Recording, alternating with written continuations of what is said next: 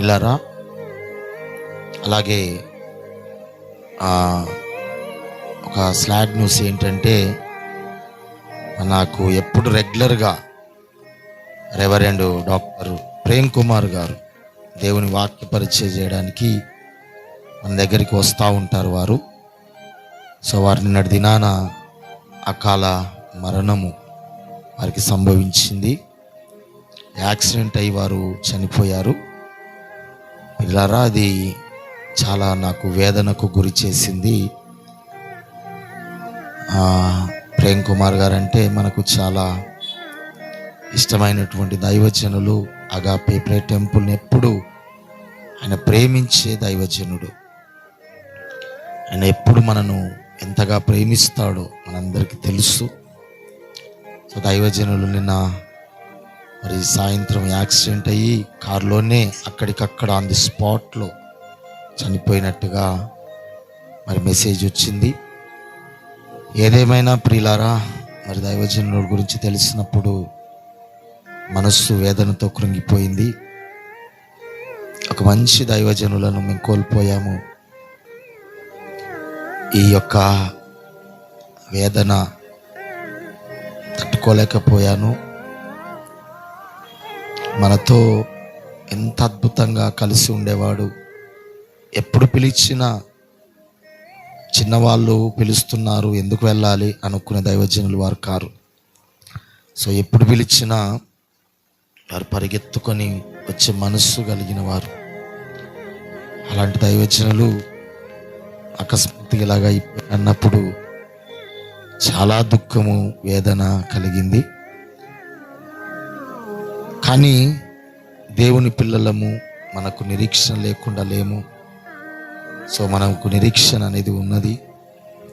భౌతిక సంబంధంగా దుఃఖము, వేదన ఉన్నది, కానీ ఆధ్యాత్మికంగా మాత్రము వారు ప్రభువుతో ఉన్నారు, ప్రభువులో ఆనందిస్తున్నారు. శ్రేష్ఠ గుంపులో వారు ఉన్నారు. దేవుని సంగమా, మరి చాలా కాలం క్రితము వారి యొక్క సతీమణి గారు కూడా ప్రభు యుద్ధకు వెళ్ళిపోయారు. అలాగే ఇలా అయ్యగారి అకాల మరణముతో పిల్లలు అనాథలైపోయారు. సేవ కుంటిపడిపోకుండా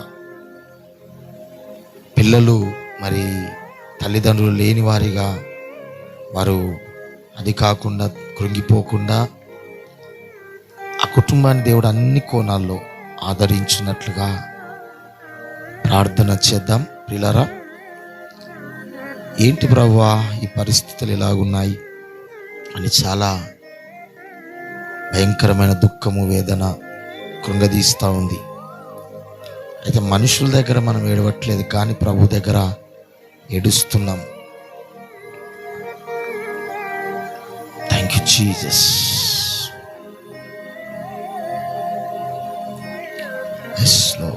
స్తోత్రం. పిల్లరా, దయచేసి ప్రార్థన చేద్దాం. అందరం కళ్ళు మూసుకొని వీరి కొరకు మనం ప్రార్థన చేద్దాం. దేవుడు సమస్తము దేవుని చిత్తములో ఉన్నది, దేవుని ఆధీనములో ఉన్నది. సో ఇకనైనా మనము మనమైన ఆలోచన చేసి ప్రభు రాకడ సమీపంగా ఉందని అర్థం చేసుకొని, గత రాత్రి నుంచి చాలా దిగులు, వేదన తట్టుకోలేకపోతున్నాను. పరిస్థితి అంతా కూడా ఏంటి నాయనా, ఒక దైవజనుడు మా మధ్యలో లేకపోవడం ఏంటి అని మనసు బాగా వేదనకు గురవుతున్నానండి. ఏదేమైనా వారిని దేవుడు ఇంకా అద్భుతంగా వాడుకుంటాడు ఇది లోకములో అనుకున్నాను. కానీ వారి సేవ పరిచర్యను ముగింపుకు తీసుకొని వచ్చి దేవుడు పిలుచుకున్నాడు. వారి కుటుంబ ఆదరణ కొరకు, సేవ కొరకు ప్రార్థన చేద్దాం. అందరం కళ్ళు మూసుకొని ప్రార్థన చేద్దాం. ఎవరు అధైర్యపడొద్దు, ప్రార్థన చేయండి. దేవుడు మనతో ఉన్నాడు, ధైర్యం కలిగి ఉండండి. మనము పిరికి వారం కాదు, పిరికి ఆత్మను దేవుడు మనకి ఇవ్వలేదు, ధైర్యపరచు ఆత్మను దేవుడు ఇచ్చాడు. అలాగే మరి నిన్నటి దినాన కూడా సేవ విజయ్ కుమార్ అన్న వాళ్ళ